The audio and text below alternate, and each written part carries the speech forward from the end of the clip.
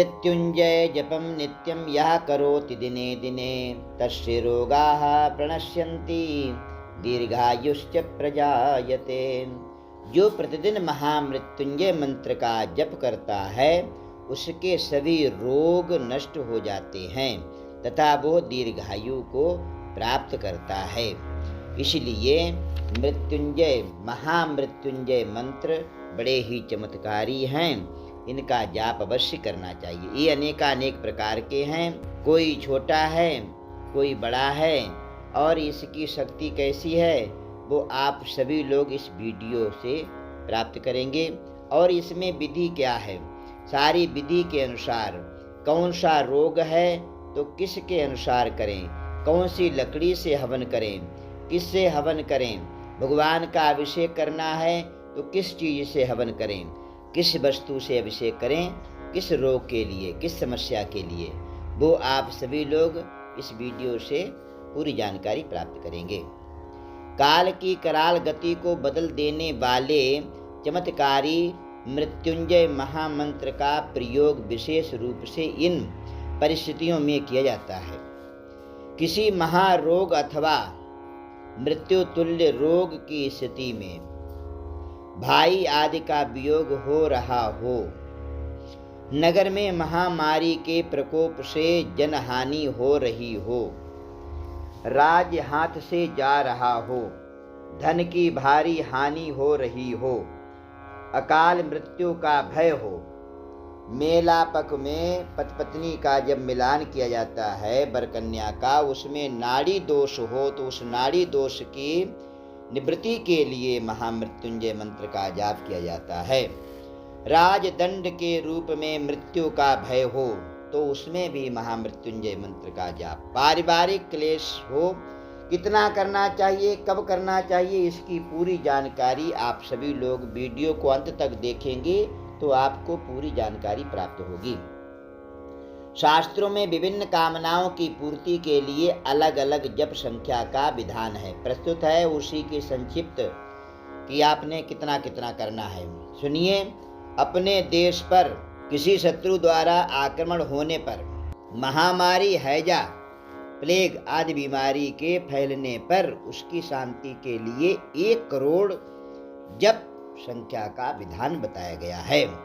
रोग मुक्ति के लिए तथा अनिष्ट सूचक दुस्वप्न देखने पर शुभ फल की प्राप्ति के लिए 1.25 लाख जप करवाना चाहिए।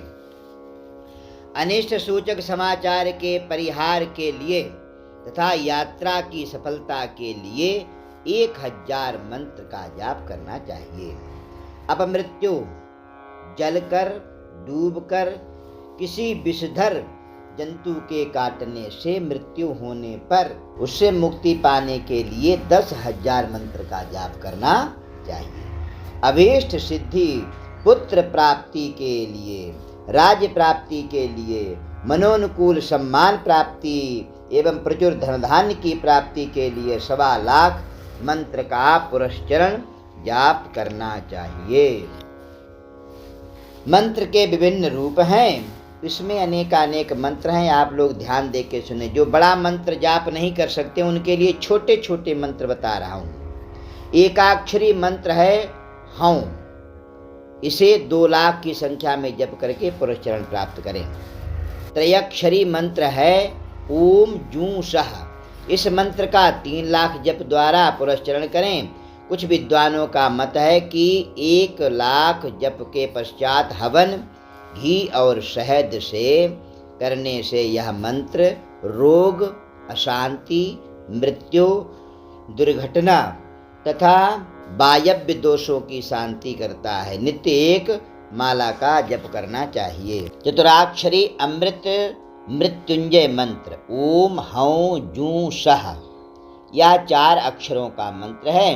इसका जप करने से ज्वर, बुखार इत्यादि शीघ्र शांत हो जाते हैं। इसका पुरस्चरण 4 लाख जप के द्वारा किया जाता है। अष्टाक्षरी महामृत्युंजय मंत्र ओम ह्रीम ओम नमः शिवाय ह्रीम, इस मंत्र का जप 8 लाख करना चाहिए। यह मंत्र भौतिक संपदा और मुक्ति देने वाला है। बट वृक्ष के नीचे बैठकर जप करें, अभीष्ट की प्राप्ति होगी। नवाक्षरी महामृत्युंजय मंत्र का ध्यान देकर के श्रवण करें। ओम जूं सह पालय पालय 25,000 जप द्वारा इस मंत्र का पुरस्चरण करें। यह रोगों का निवारण करने वाला बहुलाभकारी मंत्र है। द्वादशाक्षरी अमृत मृत्युंजय मंत्र। ओम जूं सह माम पालय पालय। किसी के लिए मंत्र जप करना हो तो माम के स्थान पर रोगी का नाम लें। यह मंत्र रोगों से रक्षा करता है। पंचदशाक्षरी महामृत्युंजय मंत्र। ओम जूं सह माम पालय पालय सह जूं ओम जूं सह। इस मंत्र के जप से सभी प्रकार के कष्ट दूर हो जाते हैं। त्र्यंबक वैदिक महामृत्युंजय। ओम त्र्यंबकं यजामहे सुगंधिं पुष्टिवर्धनम् उर्वारुकमिव बंधनान् मृत्युर्मुक्षीयमामृतात्। हम 3 नेत्रों वाले ईश्वर की उपासना करते हैं। हम सुगंधि युक्त और पुष्टिकर्ता उर्वारुक की भांति मृत्यु के बंधन से मुक्त हो जाएं, अमृत से नहीं। इसका 1,00,000 की संख्या में जप तथा हवन करना चाहिए। जप के पूर्व प्रतिदिन शिव प्रतिमा की पूजना करनी चाहिए। प्रतिमा शिवलिंग पर बेलपत्र अवश्य चढ़ाने चाहिए। बेलपत्र चढ़ाने से हर एक प्रकार से रोगों की मुक्ति होती है, इसलिए इसका जाप अवश्य ही करना चाहिए। यह मंत्र बहुत बड़ा है, लेकिन आप लोग ध्यान दे करके सुनिए। ओम हौं जूं सह ओम भूर्भुवः स्वः त्र्यंबकं यजामहे ओम तत्सवितुर्वरेण्यं ओम सुगंधिं पुष्टिवर्धनम् ओम भर्गो देवस्य धीमहि ओम उर्वारुकमिव बन्धनात् ओम धियो यो नः प्रचोदयात् ओम मृत्युर्मुक्षीयमामृतात् ओम स्वः भुवः भुः सः जूं हौं ओम। असाध्य रोग की निवृत्ति के लिए इस मंत्र का जप करें तथा शिवलिंग पर मट्ठे से लस्सी से अभिषेक करें, शीघ्र लाभ होता है। इसकी नित्य प्रति 11 माला जप करना अनिवार्य है। 1 माला से होम करना, हवन करना चाहिए। त्र्यंबक मंत्रों का स्वरूप क्या है? ब्रह्मा जी के अनुसार त्र्यंबक मंत्र 3 प्रकार के होते हैं। यह तीसरा मंत्र शुक्राचार्य द्वारा प्रतिपादित है। त्र्यंबक मंत्रों के स्वरूप इस प्रकार से हैं। मृत्युंजय ओम भू ओम भुवः ओम स्वः ओम त्र्यंबकं यजामहे सुगंधिं पुष्टिवर्धनम् उर्वारुकमिव बन्धनान् मृत्योर्मुक्षीय मामृतात्। ओम स्वर भुवः भू ओम सः जूं हौं ओम। मृत संजीवनी मंत्र है। ओम हौं जूं सः ओम भूर्भुवः स्वः ओम त्र्यंबकं यजामहे सुगंधिं पुष्टिवर्धनम् उर्वारुकमिव बन्धनान् मृत्युर्मुक्षीयमामृतात्। ओम स्वः ओम भुवः ओम भुः ओम सः जूं हौं ओम। और महामृत्युंजय मंत्र है। ओम हौं ओम जूं ओम सः ओम भूः ओम भुवः ओम स्वः ओम त्र्यंबकं यजामहे सुगंधिं पुष्टिवर्धनम् उर्वारुकमिव बन्धनान् मृत्युर्मुक्षीयमामृतात्। ओम स्वः ओम भुवः ओम भुः ओम सः ओम जूं ओम हौं ओम। ऊपर दिया गया मंत्र दूसरा मंत्र मृत संजीवनी महामृत्युंजय मंत्र नाम से ही प्रसिद्ध है। अन्य मंत्र महामृत्युंजय के ही प्रकारांतर हैं। महामृत्युंजय मंत्र अंगन्यास ध्यान पूर्वक करना चाहिए। करने से हर एक प्रकार की समस्याओं का निदान होता है। असुरों के आचार्य शुक्राचार्य जिस विद्या के प्रभाव से मृत प्राय और मृत असुरों को जीवित कर लेते थे, वो महामृत्युंजय जिसे मृत संजीवनी विद्या भी कहा जाता है, तंत्र शास्त्र के ग्रंथों में इस प्रकार दिया गया है। मृत्युंजय और गायत्री मंत्र का मिश्रण है इसमें। आप सभी लोग श्रवण करें। ओम हौं जूं सः ओम भूर्भुवः स्वः ओम तत्सवितुर्वरेण्यं त्र्यंबकं जजामहे भर्गो देवस्य धीमहि सुगंधिं पुष्टिवर्धनं धियो यो नः प्रचोदयात् उर्वारुकमिव बन्धनान् मृत्युर्मुक्षीयमामृतात्। ओम स्वः भुवः भू ओम सः जूं हौं ओम। सरलता की दृष्टि से यहाँ एक पौराणिक मंत्र भी दिया गया है, उसका भी आप लोग जाप कर सकते हैं। ओम हौं जूं सः ओम मृत्युंजय महादेव त्राहि मां शरणागतम जन्म मृत्यु जरा व्याधि पीड़ितैः कर्म बंधनैः सः जूं हौं ओम। यह मंत्र भी आप सभी लोग जाप कर सकते हैं। और कितना मंत्र का जाप करना है वो भी आप सभी लोग श्रवण करें।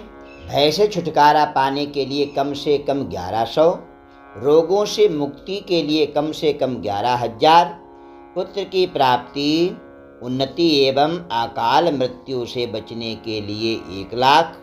अनुष्ठान करते समय शुभ मुहूर्त का ध्यान अवश्य रखना चाहिए। मंत्रानुष्ठान प्रारंभ करते समय भगवान शंकर का चित्र फोटो उनके आगे जाप करना चाहिए। पूर्व दिशा की ओर मुँह करके ही मंत्र का जाप करें। शुद्ध घी का दीपक निरंतर अर्थात जब पर्यंत प्रज्वलित करते रहें। मंत्र की गणना के लिए चंदन या रुद्राक्ष की माला प्रयोग की जाती है। आसन ऊन का होना चाहिए, कंबलासन होना चाहिए या कुशा का आसन होना चाहिए। एक समय भोजन या फलाहार करें। मंत्रों के शब्दों का उच्चारण शुद्ध व स्वर बहुत धीमा होना चाहिए। मानस जप करना श्रेष्ठ है। ये मित्रों 2 प्रकार का अनुष्ठान होता है, एक पाठ का और एक जप का। जो जप होता है वो अंतःकरण में ही करना चाहिए। उपांशु ओंठ हिलते हुए केवल दिखाई दें। मानसिक जप सबसे श्रेष्ठ कहलाता है। इसलिए मंत्र जाप जब करते हैं तो बाह्य लोगों को सुनाई नहीं देना चाहिए, दूसरों को मंत्र सुनाई नहीं देना चाहिए। ये है जप की विधि। और जो पाठ करते हैं, पाठ को मन में नहीं करना चाहिए। पाठ जब करते हैं तो उच्चारण करना चाहिए, अपने कानों तक आवाज़ आए, आसपास में जो बैठे उनके लिए भी आवाज़ जाए, ऐसे पाठ का विधान है। लेकिन हम लोग बोलते हैं पाठ कर रहे हैं, पाठ नहीं होता है। पाठ और जप में बहुत अंतर होता है। पाठ अलग होता है, जप अलग होता है। इसलिए पाठ को कभी भी मन में नहीं करना चाहिए। मन में यदि पाठ करते हैं तो उसका कोई फल नहीं मिलता है। इसलिए उसको उच्च स्वर से, मतलब जोर से पाठ करना चाहिए, आवाज़ निकालनी चाहिए। स्वर के साथ में यदि आप पाठ करते हैं, भगवान को सुनाते हैं तो बड़ा ही उत्तम रहता है। कोई भी स्तोत्र इत्यादि है उसका पाठ जोर से करना चाहिए। और चित्त की स्थिरता के लिए मौन रखें तथा नास्तिकों से बचे रहें। भूमि पर शयन करें। हवन की सामग्री इसमें विशेष करके दी गई है। सामान्य हवन करने के लिए तिल, चावल, जौ, घी, शक्कर, शहद, पंचमेवा, गुग्गल का प्रयोग जरूर करें। इसमें तो इसमें भी विधान है कि तिल सबसे ज़्यादा होने चाहिए। यदि 1 किलो तिल हैं तो आधा किलो चावल होने चाहिए और 1 पाव जौ होने चाहिए। इस प्रकार से विधान किया गया है। तिलार्धम तंदुलम प्रोक्तम तंदुलार्धे यवस्तथा।